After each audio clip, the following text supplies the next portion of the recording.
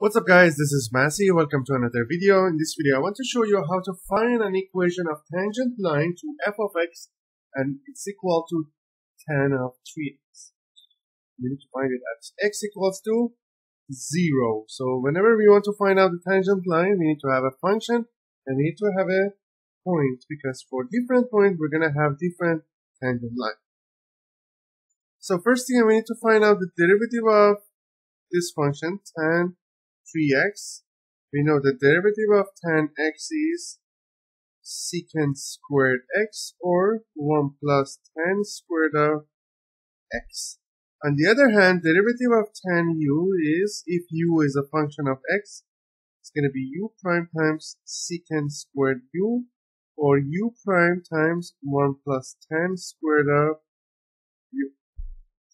So f prime x will be, based on what I said here, is going to be 3 times secant squared of 3x, or 3 times 1 plus tan squared of 3x. And when you find it at x equals to 0, it's going to be 3 times 1 plus tan squared of 3 times 0 is 0. So it's going to be 3 times 1 plus 0, which will be just 3. And when you find that, so that's going to be the derivative of that point, or the slope. You need to find out equation of tangent line. Equation of tangent line, y equals to y naught plus m times x minus x naught. X naught is 0. Y naught, when 0 sub it there, it's going to be tan of 3 times 0, which is tan of 0, and that's going to be equal to 0.